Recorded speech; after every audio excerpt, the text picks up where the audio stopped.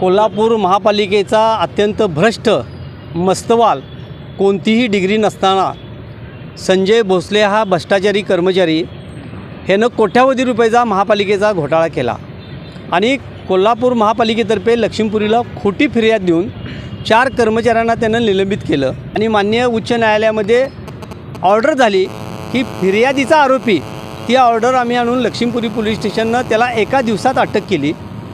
जेलमध्ये 29 दिवस राहिला तरी देखील तिची मस्ती अजून गेलेली नाही आणि असा मस्तवाल कर्मचारी संजय भोसले यानं एक अनिल रामचंद्र पवार म्हणून आणि ह्याला एक खोटा अर्ज करायला लावला की भूपाल शेट्टीनं कोल्हापूर महापालिकेच्या जागा बळकवलेल्या आहेत, बंगला विना परवाना केलेला आहे आणि ह्याला घेऊन बेकायदेशीर हे व्हॉट्सअपवर संजय भोसलेचा मोबाईल काढून घेतलेला आहे। कोल्हापूर महापालिकेची चोरी करून त्यानं हा मोबाईल वापरून अनेक ठिकाणी खोटी बदनामीची माझी बातमी पाठवली। संजय भोसलेवर काल आम्ही लक्ष्मीपुरी पोलीस स्टेशन येथे त्याच्यावर गुन्हा दाखल झालेला आहे आणि त्याचा यापूर्वीचा देखील जामीन जो झालेला आहे तो जामीन रद्द करण्यासाठी देखील माझी कारवाई सुरू होणार आहे।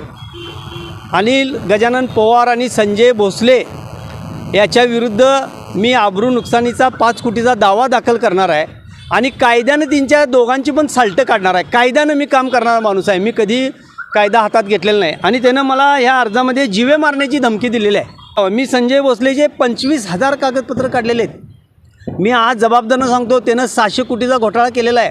आता 27 कोटीच्या घोटाळ्यामध्ये तो परत फिर्यादीचा आरोपी होणार आहे, एवढी कागदपत्र मी दिलेले आहेत। आज देखील प्रशासक बलकोडे मॅडमना मी आज तक्रार दिलेली आहे की हा मोबाईल वापरायला कोल्हापूर महापालिकेचे विभाग प्रमुख शहर अभियंता नेत्रदीप सरनोबतनी त्याच्यावर वर्षभर कारवाई केली नाही, त्यामुळं नेत्रदीप सरनोबतांच्यावर पण देखील कारवाईची मी आज मागणी केलेली आहे आणि संजय भोसलेला जोपर्यंत न्यायालयीन लढाईमध्ये माझा लढा त्याच्या विरुद्ध सुरूच राहणार आहे। संजय भोसलेला जेल पे जेल, दुसरा पर्याय नाही।